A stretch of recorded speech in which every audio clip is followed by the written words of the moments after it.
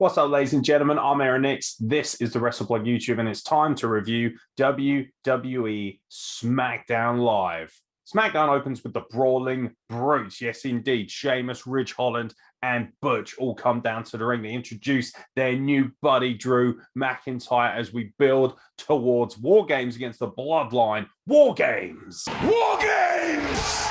But there's just one important question. Do you side with the honorary Uce or do you side with the honorary Brute?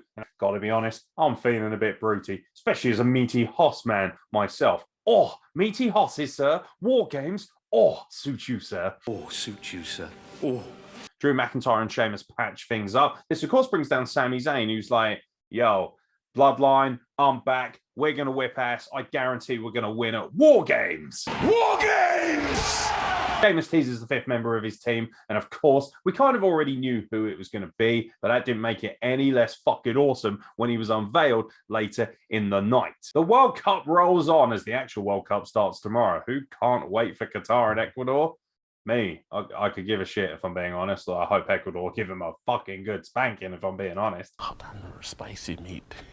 Yeah, boy. Pakistan versus the United States of America as Mustafa Ali faces Ricochet. This was the match where I thought, right, okay, let these guys just do their thing for 15, 20 minutes and it will be world class. We kind of got a little bit of something in the middle. We got a really good match, but we didn't get the full-blown Ring of Honor indie experience that we were kind of hoping for. That being said, this match was still fantastic. Obviously, the whole match hinged on the fact that Mustafa Ali injured still from his match with Bobby Lashley. Ricochet doesn't want to put too much of it on him. And of course, this leads to a very kind of spirited contest, but it does break down eventually. But it's Ricochet who picks up the win in an excellent match. You absolutely must go out of your way to watch this. I was really impressed because they could have just gone full flippy-do for about 20 minutes. And I would have been quite happy with that, to be honest, because that's what they do well. But they really did a good job of telling psychology and storytelling during this match. And it's Ricochet who picks up the win. He moves on to face Braun Strowman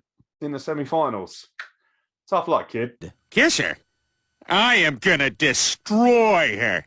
Something that's actually really piqued my interest is Madcap Moss with Emma. I'm not that big a fan of Madcap Moss overall as a character, but there's no denying his great physique, his great wrestling talent. And I really like this kind of budding romance, this little bit of love that's going on, especially in Emma's eyes. She's looking at Madcap Moss like he's a tasty little snack. And we all wish that Emma would look at us the same way. And of course, he faces Karrion Kross again. I like the continuation of the storytelling. His throat's still fucked from the cross jacket. And she says to him, use your speed, because that is what you have as a great element that can counter the impact of Karrion Kross. And the match itself was actually really good. This is probably the best match I've seen Madcap Moss have because it had plenty of psychology, plenty of storytelling, and he looks super intense, super fast, super powerful, very simple. Emma says use your speed. He goes out there and uses his speed, almost picks out the win, but ultimately he does submit to the cross jacket, and Emma comes down after the fact just to kind of check up on him. And it's a nice slow burn, and it's a nice little angle. And are we building to maybe Emma being in his corner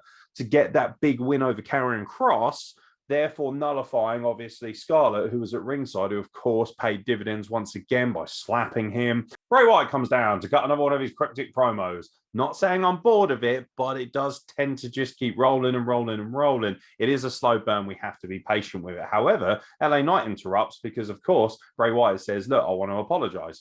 LA Knight comes down, looks like he's going to accept the apology, talks about respect and slaps him in the face. Bray Wyatt says, okay, cool, that's fine, we're even. Goes to shake his hand, gets slapped in the face, 2 for 1. LA Knight buggers off.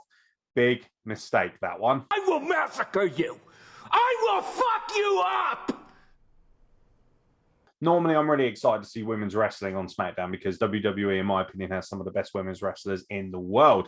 However, Shotzi Blackheart versus Shayna Baszler did not tick any of the boxes for me, except for the ending itself, but it took a long time to get there. Ronda Rousey is, of course, in Shayna Baszler's corner. We're building this 4 horsewomen of the MMA dynamic again, which is fine, but the match was really soft. It wasn't botchy, but it just didn't feel like it connected well. Neither of these women had great chemistry. Don't like Shotzi's offense, feels really soft, very limp.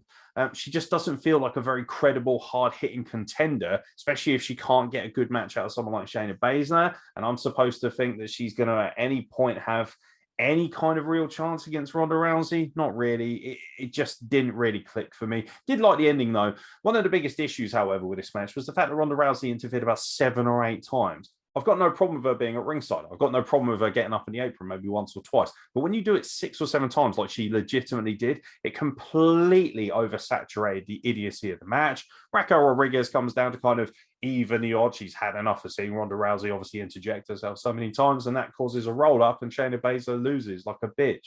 Again, we've been building her as this destroyer, this evil, maniacal sort of henchwoman for Ronda Rousey, and then she just gets rolled up easy as pie by Shotzi Blackheart off a distraction. And again, we're left thinking, okay, Shayna Baszler just never really going to be a big deal, is she? Especially with moments like this. Every time they take 1 step forward with her, they take 3 steps back. Didn't like the segment, thought the match was poor. Did like the ending, however, and I like the dynamic between Raquel Rodriguez and Shotzi Blackheart. They're very likable. Problem is, Raquel Rodriguez is the one that legitimately could offer a really good fight and a really good chance of knocking off Ronda Rousey, not Shotzi Blackheart.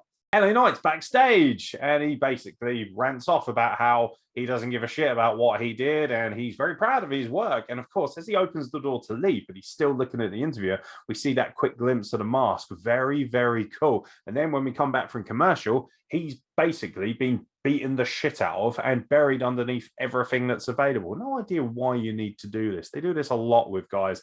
They just buried him under shitloads of different things. To be honest, it would have been much cooler just seeing him lay there in a pool of blood or something. But obviously, I also understand, being that it's still a relatively PG concept, that's not going to really fly with promoters and sponsorships as well. Either way, we're obviously building towards LA Knight and Bray Wyatt in some sort of fashion, although maybe they might blame it on one of the alter egos, maybe one of the individuals like Uncle Howdy that we've been seeing. But I still liked it. It was very cool, and it was done very quickly as well, so it didn't take too much time up. Earlier in the night, the New Day were taking a piss out of Imperium. No idea why you do that, because ultimately you're going to get a slap in the chops. So Imperium says, I'll tell you what, why don't you find yourself a tag team partner, have a 6-man tag team match tonight? And that's exactly what went down next. The New Day's tag team partner, again, very predictable. It was Braun Strowman. We kind of knew he was going to be, but this was very exciting because what that means is the potential of Gunther versus Braun Strowman. Or 6'8", meaty Hoss, 6'4", meaty Hoss, or 2 big men smacking the everlasting shit out of each other.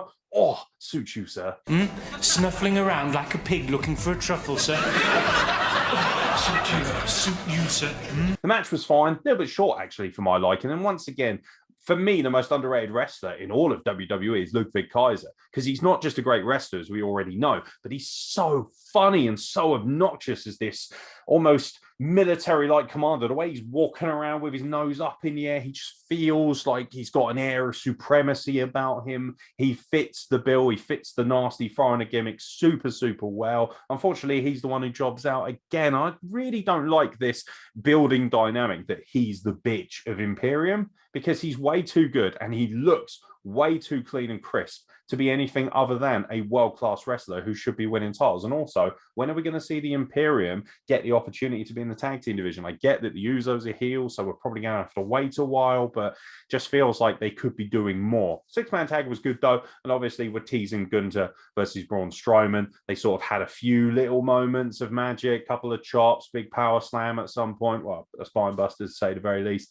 And it's a nice little teaser for what we could potentially get. I genuinely believe that Braun Strowman could have the greatest wrestling match he's ever had, especially if he's going to be working with Gunther, because that guy is a 5-star machine. As Braun comes through the curtain backstage, he bumps into Ricochet, who rather brilliantly name drops the tweet where he calls him Flippy Flippers, which was really good. I really like that. And of course, that builds to next week's semi-final. On one side, we've got Braun Strowman versus Ricochet. And on the other side, we've got Santos Escobar versus whoever wins our main event of the evening. It's Sami Zayn versus Butch. Of course, this is just a dynamic to help build the Brawling Brutes versus Bloodline at War Games, but everything from this point on was absolute fucking money. This was a 5-star segment for SmackDown, a perfect way to end the show. First of all, the match is incredible. Butch versus Sami Zayn was fucking awesome. Talk about 2 guys who know how to work well, who have great chemistry, brilliant false finishes, hard hitting.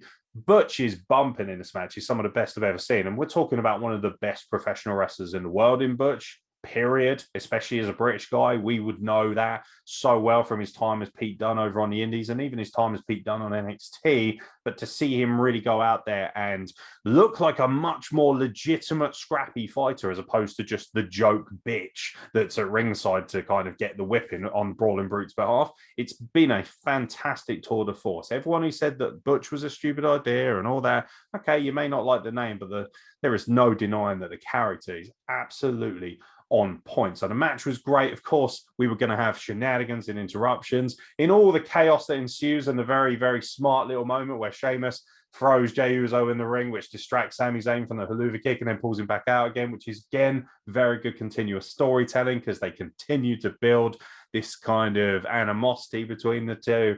In all that chaos, Butch is the one who wins with a bitter end, which is good because he absolutely had to win. And also, it wouldn't have made sense to have heel versus heel in the other semi-final next week. So it's Butch versus Santos Escobar next week in the World Cup semi-final. Got to be honest, would still much rather watch that than any match that Qatar's involved. Fuck you, Qatar. But at the same time, shit goes off like crazy at the end. There's brawling that ensues all over the place. Of course there is. There's meaty horse battles.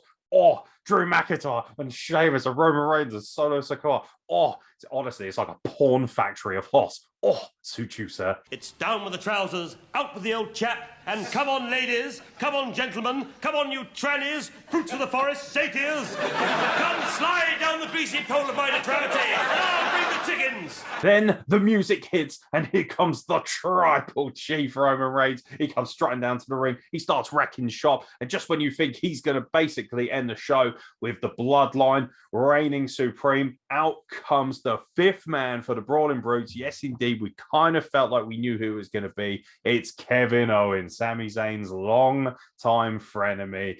And of course, Kevin Owens puts a beat down on Roman Reigns. Then he gets distracted by Sami Zayn. Then he gets Superman punched. You're thinking, okay, Bloodline's going to end the show on top as they do. But Kevin Owens counters with a knee lift and then stunners Roman Reigns. And that's how the show ends, with the Bloodline retreating and with all five men, the Brawling Brutes, Drew McIntyre and Kevin Owens in the ring, staring them down. And this was a fucking awesome finish. Really cool. Gave me some really great vibes to back in the day when they built a Survivor Series in the invasion angle where they just had everyone doing the L1 parade. Had that feeling about it. Loads of great talent, big megastars, big, heavy-hitting mainstream wrestling. This was a fantastic portion of wrestling and probably the best thing WWE did all week as far as I'm concerned on television. Great stuff. And to be honest, put an end to what was a pretty good SmackDown overall. That really capped it off, put the cherry on top of it and made it feel like a much bigger deal, because I must admit the women's match did leave a bit of a bitter taste in my mouth. There are a couple of segments which were okay but not amazing, and then you get this and the adrenaline's brought up. So overall, a fantastic SmackDown, probably pushing it to about 4 out of 5 because the wrestling quality was great and it had a lot of mainstream attention with great high-end characters like Roman Reigns and Drew McIntyre. The show always feels better when you have all of your best wrestlers on it. I've been Aaron X. Thank you very much for watching. If you have enjoyed this, don't forget to like, subscribe, and leave a comment. And I'll catch you very soon for more content from the Wrestle Plug.